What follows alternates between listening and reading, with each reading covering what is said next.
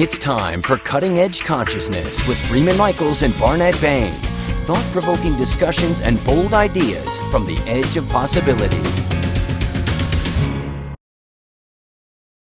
As we wander down the biology of plants, there's something larger that can inform us because it's natural law. And it feels like in this moment in time, there's a heck of a lot of chaos in the evolution, and this is what I'm going to jump to, of human consciousness.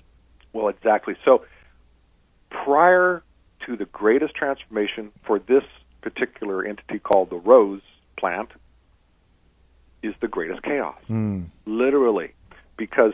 And it's discontinuous. The plant as a stem has nothing whatsoever to do with the plant as a calyx, with the plant as a bloom. They are discontinuous. It's ones and zeros. Yeah, and now we've seen roses, so we know one is connected to the other. But if you were to look at a rose for the first time, you say, "What on earth is this beautiful, red or pink?" Well, we know it's connected because we make a story. We make a story. We make a story to forge that connection. Just as we make a story that Robert O. Williams and Freeman Michaels are discontinuous fields. We make a story to isolate those little quantum packets. It's limited knowledge. But farmers know. Okay, seeds go to sprouts, go to stems, go to. We all know. Sorry, but now with humanity, you see. What is at play here with plants and even our cells in our body, always there's a state of stability, and then there's I like to call it magical force, because even the best horticulturist or biologist can't really identify what that life force is that causes the seed to break, or even the stem to transform into this amazing, fragrant, beautiful rose. But we learn to trust it. We also learned that how it is being expressed inside of our experience within time-space as a resonance. So each of us have gone through many transformations in our lives to this moment. And each time the chaos has increased, we become afraid. Which is a natural response, because we are programmed for stability. The certain energies, and I can throw this in, the lower chakras say, I want to make sure I stay the way I am, I'm secure, I'm well fed, So we're programmed to resist change. Parts of it. The lower, not lesser. We're not becoming hierarchical here. We're simply speaking to the nature of some of these chakra systems, some of these energies as they're expressed through the chakra systems. There are the chakra system around issues of safety and around issues of security are change averse. Would that be fair to say? Yes, and they're also programmed for the survival of that current state, for the stability and security of that current state. And therefore, they have a purpose. Because without that, this whole give and take with the aspect of polarity, where there's a push and pull, is necessary for the biological system to actually go into the higher state, go into either a higher state of aliveness as a human, or higher state of biology as a plant, whatever it is, that place that resists is actually required at certain at certain times. The tension is necessary. There's a dynamic tension. Has a purpose. Now, in human beings, we have the benefit, the evolutionary benefit of having the opportunity to direct our energy one way or another. So that is to say, we can override the preset tendency of these these resistances to change, with an attention towards creating a safety and a desire and an expectation and an imagination of a movement towards a new state. I want to say something. That's a different frequency, is it not? Yeah, and I want to say something, though, as well, because there's something really important that's very practical. And Barnett, you and I were talking about this recently. We are, in our community, and I'm talking for Barnett and I, hearing a lot about how we must change, and there's a sort of catastrophic how we must change things outside of us. Right. And what I love about where this conversation is going is that the recognition that this tension, if you will, is part of the process. That to me is far more there's a substantial quality. No, there's something, what's the word I'm looking for? Empowering. It's empowering. And it's important to note that that's part of the process, because I feel as if going to where the catastrophic thinking again, that sort of, it's a frequency. It's a frequency. Thank you. That perpetuates. It's a frequency. Something so that's unhelpful. Back to your work as a pioneer in the exploration of frequencies, subtle frequencies and meta frequencies, the degree to which we can become very close and very relational with these frequencies, we can begin to partner with it. And to steer the development of our own energetics, expressed also through the chakra system, steer energetics that would otherwise be resistant to change by the nature of their of what they are. We are feeding attention that overrides these tendencies, and in a sense, we are we have a hand in moving our default signature energy, changing the pitch of it. Is that fair to say? Yes, absolutely. And I'd like to add something that's been my personal experience over and over and over again, is that my identity, for the most part, is defined by my thoughts and my emotions. Mm. Yeah? Mm-hmm. So I wake up, and then the thoughts flood in, and my emotions. And I'm not talking, just subtle feelings, how I'm feeling, And so, in how I am reacting or analyzing or doing a commentary on what is happening to my body, what is happening to my family. And so these thoughts and emotions take a definition that I associate with. Now, they take on a form. They take on an energetic signature, you're saying. Yeah, they take on an energetic signature that if I'm not careful, I actually become imbalanced, if you will, or polarized to only my mind. And you blow that note. You're essentially, to use the sax metaphor, you're blowing the note of that signature, and everything around in your experience begins to sing in harmony with that signature. That's called creating your reality. Now, you brought when we met last time in your home in Malibu, you brought up a term that I have been thinking about quite a bit, speaking of thoughts, and that is ultra creativity. And what I interpreted, the definition, is that there is something superior to our mind's ability and our emotional constructs to govern our lives. And so here's an example. Here's a dramatic example.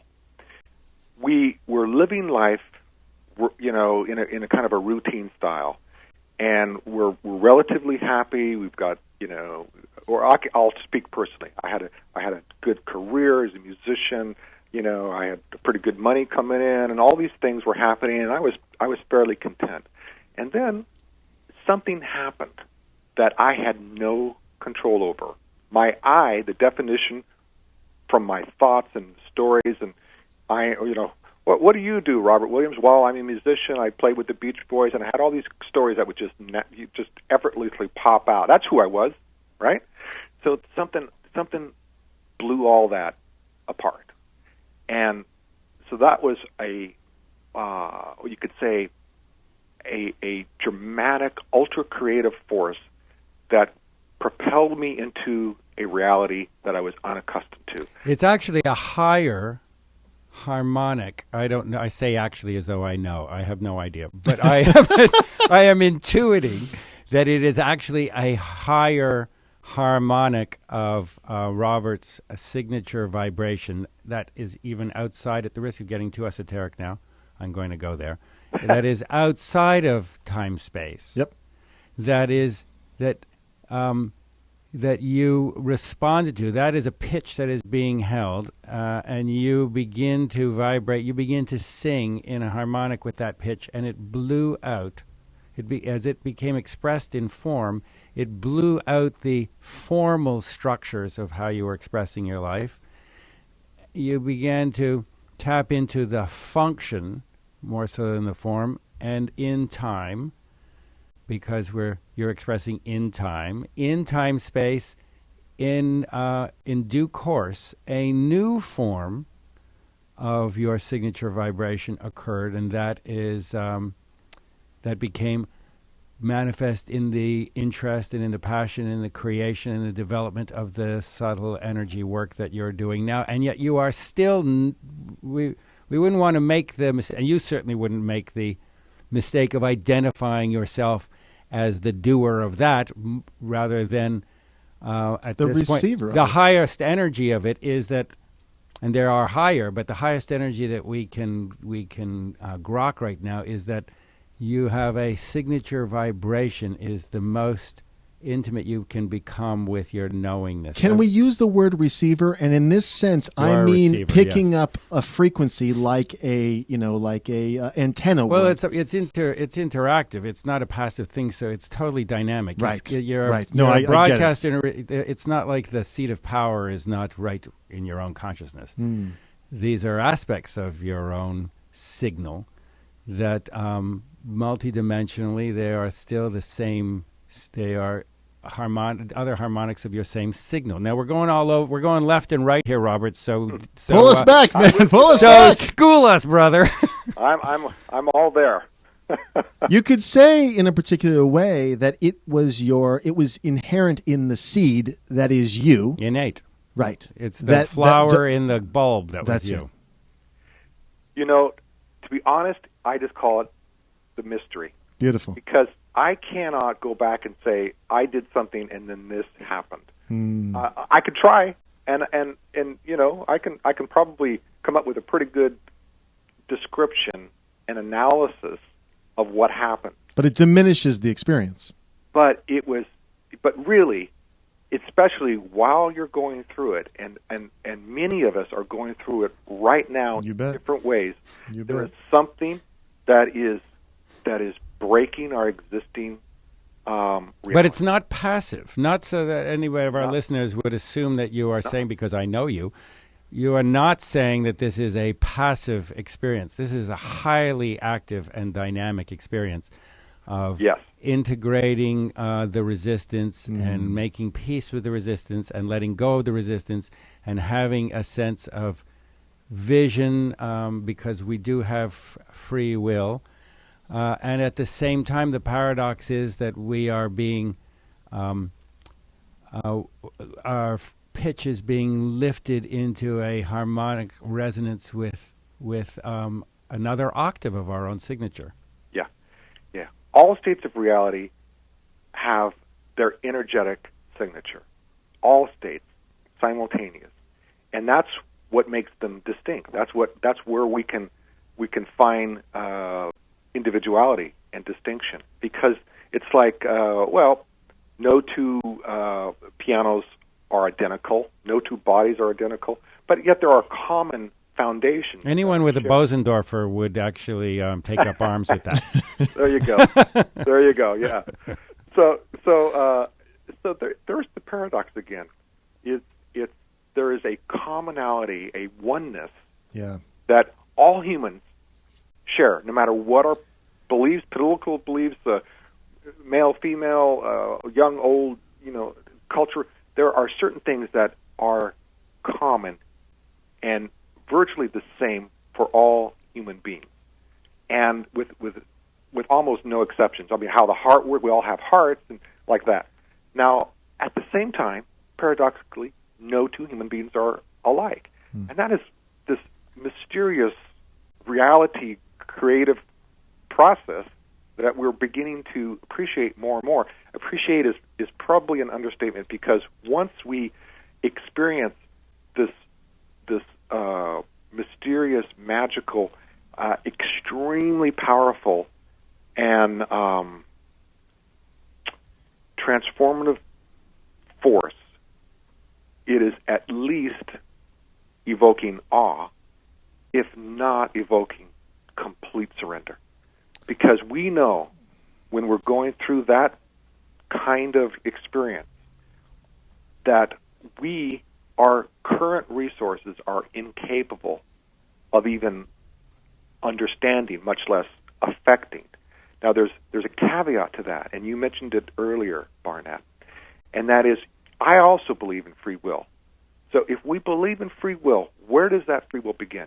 It is, okay, we're asleep, we have no free will at that place because most of us are completely unconscious. There's no reality. Then there's dream state. Let's talk about waking. So waking state, we have this awareness of something. Where do we put our attention? That's it. Can we shift our attention? In fact, right now, just for fun. So your attention, probably, you guys, since you're good listeners, you're listening to me. Your attention is on your headsets. My attention's on the clock. It's on our producer now. It's turning red. Okay.